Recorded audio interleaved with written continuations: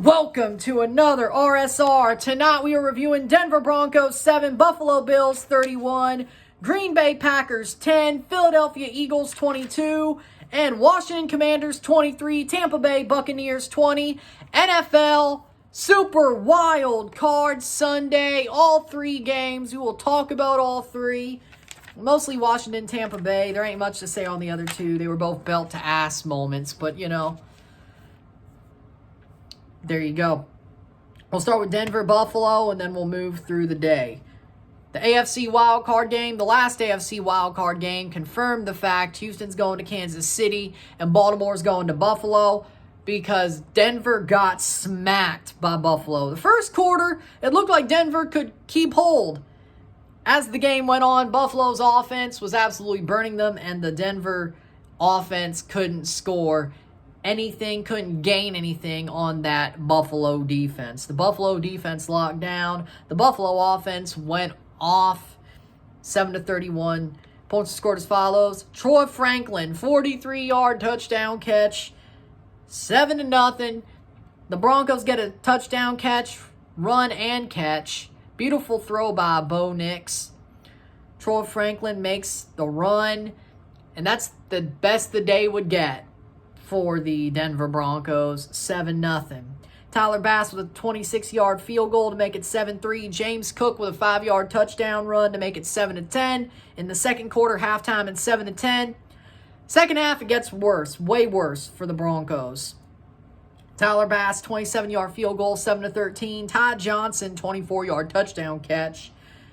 And they had a 2-point conversion attempt that was caught. They made it 7-21. Fourth quarter, Curtis Samuel with a 55-yard touchdown catch climbs the ladder and just goes down the field for a touchdown. 7-28. Tyler Bass with a 34-yard field goal to make it 7-31. The final 7-31. Buffalo offense on fire. After the first quarter, that offense was on fire. It got rolling. And Denver could not stop that offense once it got rolling. It took a couple of drives to start and wake up. It was an early game. I mean, hey, it's a Sunday. It's an early game. Lazy Sunday. You got to wake up, don't you? But Denver's defense got absolutely cooked. The longer this match went, they got cooked and cooked and cooked more and more and more. This game was ugly. It got ugly fast. This game got ugly fast. And I gotta say, Denver put up a fight in the first quarter. Sean Payton had them believing that they could punch above their weight. But the Buffalo Bills showed their real selves. Their defense was locked down. Their offense was on fire. Buffalo's going to host Baltimore next week in the final game of divisional round. We'll be live for that one on Sunday evening. We will not be live for NFL games at all on Saturday because we have Miami America, but that's neither here nor there at this point. But Buffalo, Baltimore is not a bad game to go live for and then review every divisional game that weekend after that's over. So, one NFL video review, one live, you know what it is. But for me, Buffalo did what they were supposed to do. What else could you say? More of that for the Green Bay Packers-Philadelphia game. Jahan Dotson with 11-yard touchdown catch, 0-7. Jake Elliott with a 31-yard field goal, 0-10 in the first quarter. Philadelphia leads 10-0 after the first quarter. Second quarter is no score. Third halftime is 0-10. Third quarter, Brandon McManus with a 26-yard field goal after missing one earlier, 3-10. Dallas Goedert with a 24-yard touchdown catch, 3-16. Dallas Goedert had a Gronk-like moment, a Gronk-like play, catch, scores a touchdown, 3-16. Josh Jacobs with a 1-yard touchdown run after getting right to the end zone. They say he did not cross the plane. They give him the next play. He runs it in, 10-16. Jake Elliott with a 30-yard field goal. This is now the fourth quarter. Jacobs in the fourth quarter scores a touchdown. Jake Elliott, 30-yard field goal, 10-19, and then a 32-yard field goal for Jake Elliott, 10-22. The Eagles get an interception. They run the timeout. Final is 10-22. The Philadelphia Eagles will advance to host the winner of tomorrow's LA Rams-Minnesota game because Washington won just a couple of minutes ago. Washington's going to Detroit late on Saturday night, which I guess we'll be talking about the second half of that game as the Miami game's going on. But, you know, there you go. With that being said, Philadelphia sort of exactly played the Chargers type of game. Like, if the Chargers beat the Texans, this is how it would look. How the Eagles played this game is how it would have looked if the Chargers won their game instead of losing at the point they did, the way they did. Because the Eagles' offense was pretty quiet for most of the game. The Eagles' defense was locked down. Packers had their moments. The Eagles didn't have to do much to win this game. They don't look too damn good. If it ain't Saquon, they don't look too damn good, let me tell you. I gotta say, it don't look too good right now. And then they have to play Minnesota or LA. So, that may not be too good for them. Tampa might have been fraudulent against them. But Philly did what it had to do. It wasn't pretty, but wasn't pretty for Green Bay, but it also wasn't pretty for how Philly was playing on offense. But they got it done, so there you go. But still was sort of belt to ass.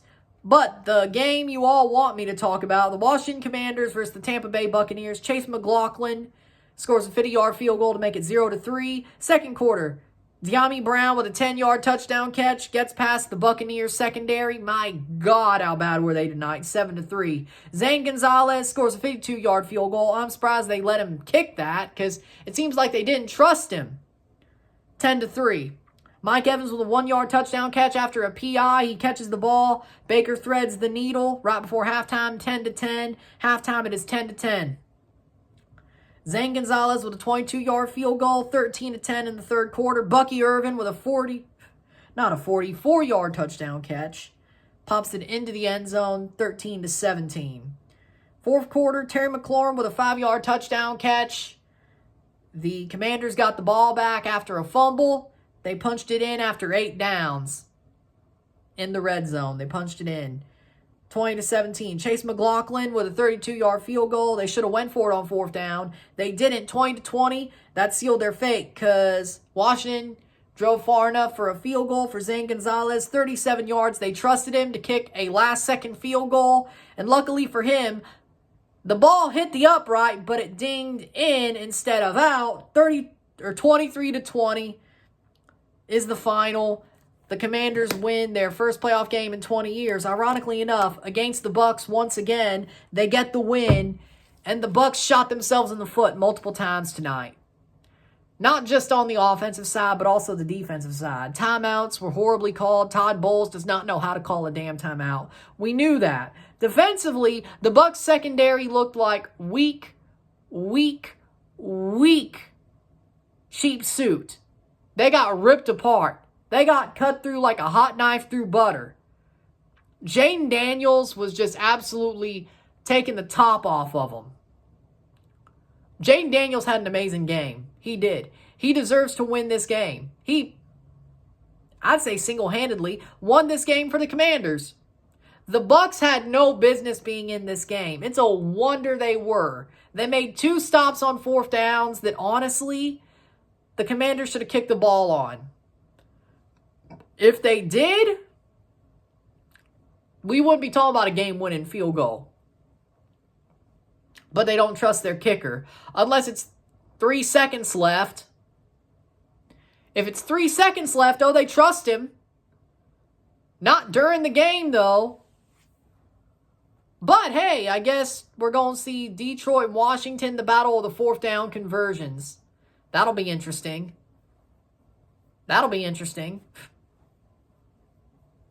Sadly, can't cover it, as I said, but, well, I guess the second half while the Miami game's on, but can't fully cover it. Thank you, Miami, you jackass club. With that being said, you know who was just as fraudulent? The Bucs. Baker had some bad moments. The fumble. Should have quarterback sneaked on 2nd down and 1. They didn't.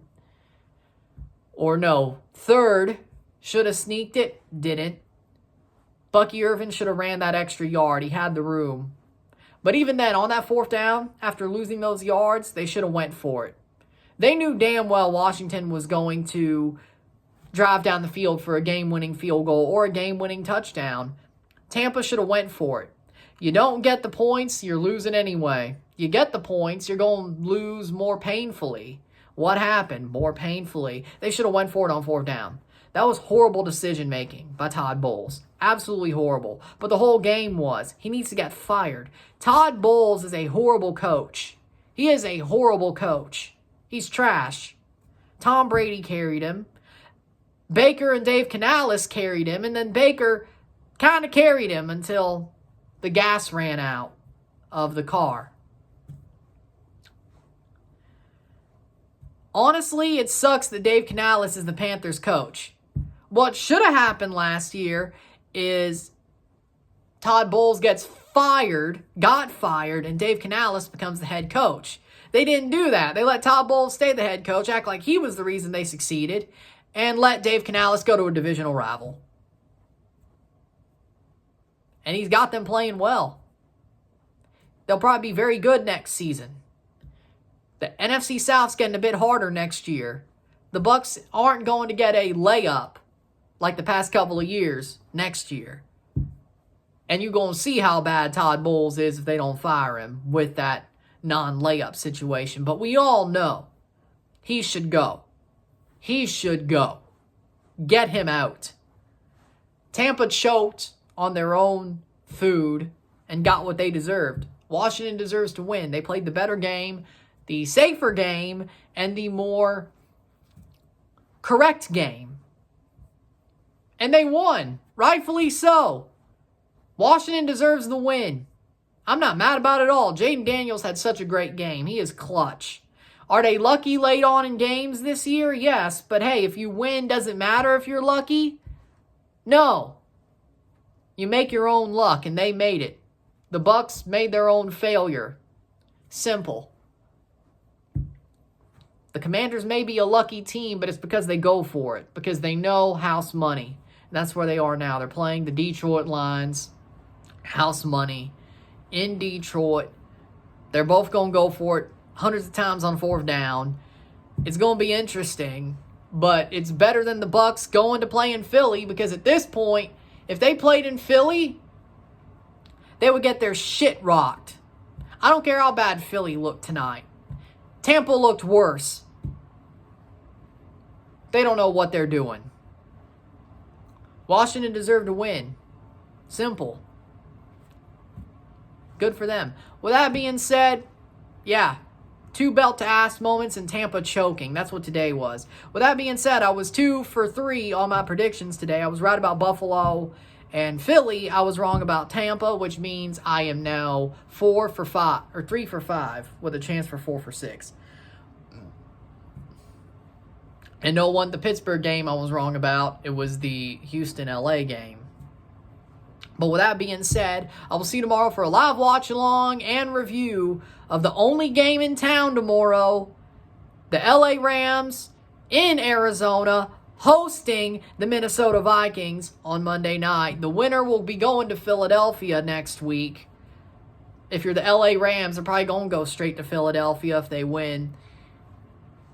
The loser goes home, and we'll have our full divisional round matchups. With that being said, I'll see you tomorrow. I'm Ryan, and I'm out. Peace. I'll see you later.